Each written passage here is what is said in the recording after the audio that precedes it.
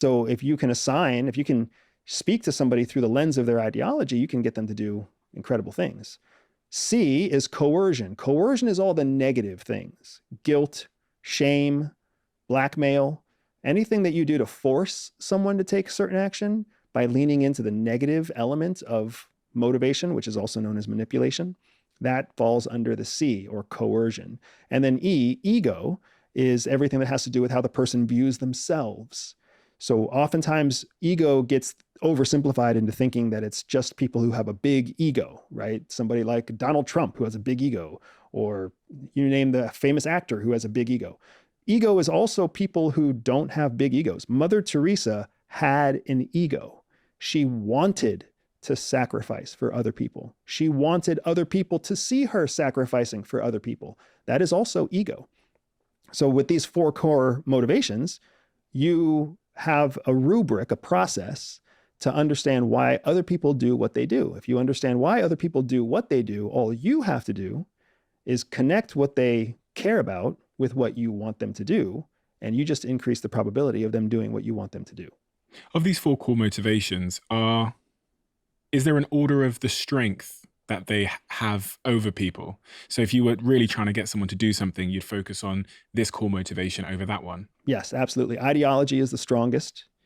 Ego is the second strongest. Reward is the third strongest, and coercion is the weakest. This is one of the things that movies get wrong. Movies try to make it look like you can blackmail somebody or hold a gun to their head and get them to do what you want them to do. In the real world, once you hold a gun to someone's head, they never trust you again. You can never get them to do something twice. Whereas if you appeal to their ideology, doing this is good for your country, doing this is good for your family, doing this is good for your health. If you can appeal to someone's ideology, they'll do what you tell them to do for a long time because they'll trust you. Is this really the essence of manipulation then? That is the essence of motivation and manipulation, the same coin.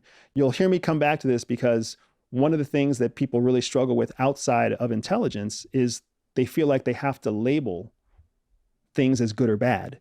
When you have moral flexibility, you take away good and bad. Everything just becomes a question of utility or productivity.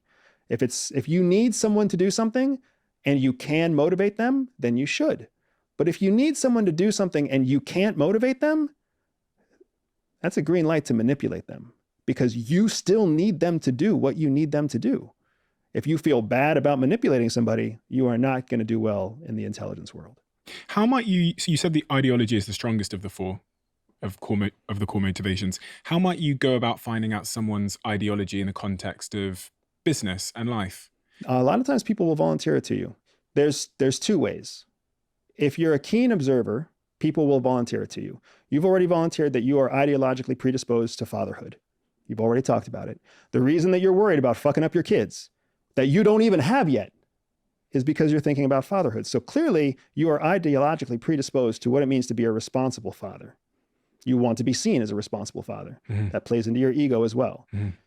So I'm sure when you're talking to your partner, if you guys are already looking at where would we go to school? Where would we live? What kind of diapers should we use? If you're even thinking about that, you're thinking about it through the lens of the ideology of being an engaged, present, helpful, loving father, right? So people will volunteer it. Your customer base will volunteer to you what their ideologies are. They'll volunteer their politics. They'll volunteer their pain from their childhood. They'll volunteer their pain from business. If you listen. If you listen. The second way that you can get to understand the ideology of your customer base is through active marketing, the right kind of marketing, not mass marketing, not the kind of garbage that you see on Instagram and YouTube about, how to make people believe in your brand because you use the right colors.